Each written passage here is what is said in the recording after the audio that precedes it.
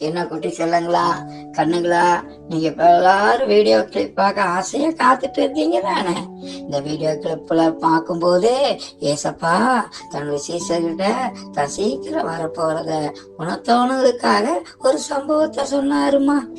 அந்த சம்பவத்துல 10 கன்னிகைய மணவாளனுக்கு எதிர்கொண்டு போக தீப்பந்தங்களை எடுத்துட்டு புறப்பட்டாங்க. அதுல 5 பேரு புத்தி உள்ளவங்க, மீதி 5 பேரு புத்தி இல்லாதவங்க. புத்தி உள்ளவங்க என்ன செஞ்சாங்க தெரியுமா? வெறும் தீப்பந்தத்தை மட்டுமல்ல, கூடவே எண்ணெயையும் எடுத்துட்டு போனாங்க. ஆனா புத்தி இல்லாதவங்க வெறும் தீப்பந்தம் மட்டும் போதும், எதுக்கு என்ன அப்படின்னு சொல்லிட்டு வெறும் தீப்பந்தத்தை மட்டும் எடுத்துக்கிட்டு என்ன கொண்டு போகவே இல்லம்மா. சரி, மணவாளனால் சீக்கிரமா வந்தாரு. அந்த மணவாளனோட புத்தி உள்ளவங்க போனாங்களா, புத்தி இல்லாதவங்க போனாங்களான்னு இப்ப நம்ம விழிப்போட பார்க்கலாமா? இன்னைக்கு சர்ச்சில் சொன்னாங்கல்ல, மணவாளன் சீக்கிரம் வரப்போறாரு, அவரோட போக சீக்கிரம் ரெடி ஆகணும். அதனால நாம இனிமே ஒழுங்கா ஜெபம் பண்ணி அவரோட ஃப்ரெண்ட்லியா பேசிக்கிட்டே இருக்கணும். இனிமே நைட்டு பகலா எப்பவும் இருதயத்துல விழிப்பா ஜெபிச்சுக்கிட்டே இருக்கணும். சரி, இப்ப எல்லாரும் வாங்க நம்ம சேர்ந்து ஜெபிக்கலாமா? என்னாலலாம் ஜெபிக்க வர முடியாது. எனக்கு இருக்கிற வேலையில இப்போ பிஸியா வேற ஓடிட்டு இருக்கேன். அதனால ஜெபிக்கவே நேரம் இல்ல. மணவாளன் வரும்போது அதெல்லாம் பாத்துக்கலாம். நீ அப்படியெல்லாம் சொல்லாத. ஜெபிக்க நேரத்தை கொடுக்கணும். அது மட்டும் பத்தாது, டெய்லி பைபிள் படிக்கணும். ஏன்னா பைபிளில் தான் அவருடைய வருகைக்கு நாம ரெடியாக எதை செய்யணும் எதை செய்யக்கூடாதுன்னு தெளிவா எழுதியிருக்கு. அதனால டெய்லி காலையில எந்திரிச்ச உடனே பைபிள் படிச்சு விழிப்போடு இருக்கணும். அது மட்டும் இல்ல, நைட்டு பகலா படிச்சு வசனத்தை நினைச்சிட்டே இருக்கணும். என்னது, பைபிள் படிக்கணுமா? நைட்டு பகலா அதே நினைச்சிட்டு வேற இருக்கணுமா? என்னாலாம் முடியாதுப்பா. ஏன்னா எனக்கு வேலை செஞ்ச டயர்ல பைபிள் எடுத்து படிச்சாலே ஒரே தூக்கமா வருது. அதனால பைபிளை படிக்க முடியல. ஆனா அவர் வரும்போது பைபிள் படிச்சு அவரோட வருகைக்கு ரெடி ஆயிடுவேன்னு எனக்கு ஏன் மேல நம்பிக்கை இருக்கு தெரியுமா? நீ உன் மேல நம்பிக்கைய வச்சா அவரோட வருகைக்கு போகவே முடியாது. நாம பைபிள படிச்சதால தானே எவ்வளவு மோசமான பாவின்னு நம்மளால தெரிஞ்சுக்க முடிஞ்சது. அந்த வானத்தையும் பூமியும் படைச்ச தேவனுக்கு பிடிக்காத தப்பான காரியத்தை விட்டு திருந்தவும் முடிஞ்சது. அப்படியெல்லாம் இல்ல, நான் மத்தவங்களோட நல்லவளாதான் இருக்கேன். ஒரு சில கெட்ட பழக்கம் இருக்கு, அது ஒண்ணும் பிரச்சனை இல்ல. அவரு வரும்போது பாவத்தை எல்லாத்தையும் அவர்கிட்ட மன்னிப்பு கேட்டு அந்த நொடி பொழுதுல நான் திருந்திடுவேன், நான்லாம் போயிருவேன்ப்பா அவரோட. அந்த டைம்ல போய் எப்படி மன்னிப்பு கேட்டு திருந்த முடியும்? சபை கூடுதலை விடக்கூடாதுன்னு பைபிள்ல சொல்லியிருக்கு. சரி, இனிமே நாம சர்ச்சுக்கு ஒழுங்கா போகணும். அதுவும் ஞாயிற்றுக்கிழமை மட்டும் போனா பத்தாது. எப்பப்பெல்லாம் சர்ச்சில் ப்ரேயர் இருக்கோ எல்லா ப்ரேயருக்கும் போய் அவரோட அன்புலையும் அவருக்காக வேலை செய்யறதுலையும் நாம வளரணும். இப்ப வாங்க நாம எல்லாரும் சர்ச்சுக்கு போலாம். யார் அப்படி சொன்னா? உலக வேலையும் செஞ்சுதான் ஆகணும். ஞாயிற்றுக்கிழமை ஒரு நாள் மட்டும் எப்பவாவது ஒரு தடவை சர்ச்சுக்கு போனா போதும்.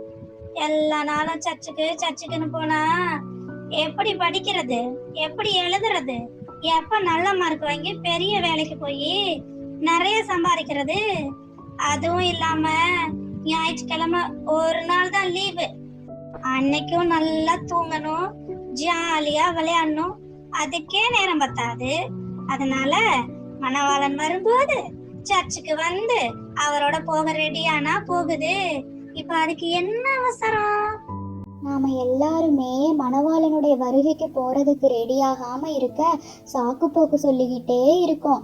அப்படி இருக்காம நாம அவரோட வருகைக்கு போக எல்லார்கிட்டையும் இனிமே அன்பா இருப்போம்.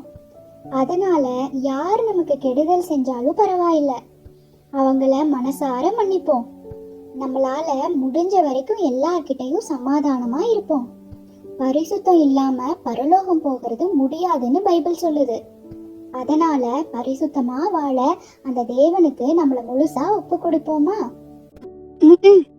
ஆமா ஆமா, யாரையும் என்னால மன்னிக்க முடியல. யார பார்த்தாலும் கோபம் கோபமா வருது. நான் யாருகிட்டயும் போய் மன்னிப்பு கேட்க மாட்டேன். கேட்டா என்னோட கௌரவம் என்ன ஆகுறது? உங்க எல்லாத்தையும் காட்டிலும் நான் பரிசுத்தமா இருக்கிறேன். அவர் வருகையில நான் போவேன்னு சொல்லி எனக்கு நம்பிக்கை இருக்குது. என் மேல எனக்கு நம்பிக்கை இருக்குது. நீங்க அத பார்க்கதான் போறீங்க.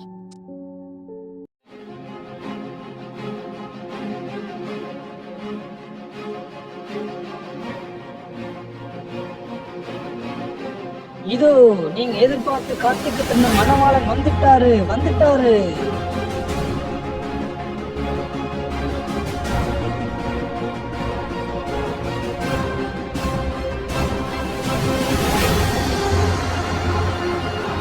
அவருக்கு முன்னாடி போறதுக்கு எல்லாரும் சீக்கிரமா ரெடியாகி சீக்கிரம் புறப்படுங்க.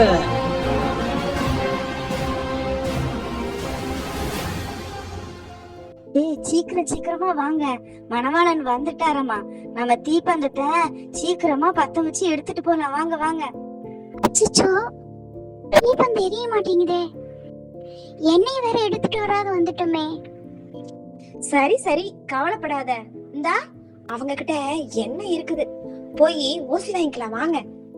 ஏன்பா எண்ணெய் வச்சிருக்கீங்கல்ல நிறைய, எங்களுக்கு கொஞ்சம் எண்ணெய் கொடுங்க. எங்க தீப்பந்தம் வேற அணிஞ்சு போயிட்டே இருக்கு. சாரிப்பா, தயவு செய்து என்ன மட்டும் கேட்காதீங்க. உங்களுக்கு என்ன கொடுத்தா உங்களுக்கும் பத்தாது எங்களுக்கும் பத்தாது. அப்புறம் எங்க தீப்பந்தமும் சேர்ந்து அணைஞ்சு போயிடும். அதனால தயவு செஞ்சு கடையில போய் வாங்கிக்கீங்களே. சரி கொடுக்காட்டி போங்க. வாங்கப்பா, நம்ம சீக்கிரம் கடைக்கு போய் எண்ணெய் வாங்கிட்டு ரெடி ஆகி போலாம். 5 புத்தியில்லா கன்னிகைகள் என்ன வாங்கலாம்னு கடைக்கு போனாங்க. அவங்க கடைக்கு போன நேரம் பார்த்து திடீர்னு வருவேன்னு சொன்ன மாதிரியே மணவாளன் வந்துட்டாரு. அதுக்கப்புறம் என்ன நடந்துச்சுன்னு பார்க்கலாமா?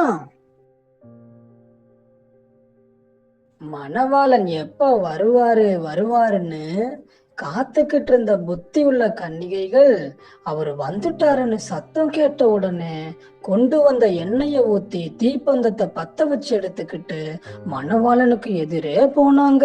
மணவாளனும் புத்தியுள்ள கன்னிகைகளும் கல்யாண வீட்டுக்குள்ள போன உடனே கதவை சாத்திட்டாங்க. ஐயா, எப்படியோ எண்ணெய் கிடைச்சிருச்சு. எண்ணெய் கிடைச்சனால நம்ம தீப்பந்தம் எவ்வளவு பிரைட்டா எரியுது. எங்கப்பா நம்ம கூட வந்தவங்க 5 பேத்த காணோம். வந்துட்டு போயிட்டாரோ? ஆமா அப்படிதான் தெரியுது. இது என்ன, கல்யாண வீடு வேற சாத்தி கிடக்குது.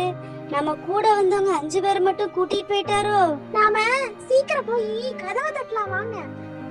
ஆண்டவரே கதவை தரங்க. நாங்க என்ன வாங்க போன நேரம் நீங்க திடீர்னு வந்துட்டு போயிட்டீங்களான்றது. இப்ப வந்து பாருங்க ஆண்டவரே, எங்க தீப்பந்தம் எவ்வளவு பிரைட்டா நல்லா எரியுதுன்னு. உண்மையாவே சொல்றேன், உங்களை யாருன்னே எனக்கு தெரியாது. கண்ணுங்களா, செல்லங்களா, எல்லாரும் வீடியோ பார்த்து முடிச்சிட்டீங்களா? மணவாளன் வந்தப்போ புத்தி உள்ளவங்க போனாங்களா? புத்தி உள்ளவங்க தான் போனாங்க. ஏசப்பா சீக்கிரம் வர போறாரு. அவர் வரக்கூடிய 4 நிமிஷம் எதுவுமே நமக்கு தெரியாது. அதனால நாமும் புத்தி உள்ளவங்களா இருக்கிறதுக்கு எல்லாரும் பைபிள் வசனப்படி வாழ்ந்து விழிப்போடு இருக்கணும். தங்கங்களா, விழிப்போடு இருப்பீங்களா?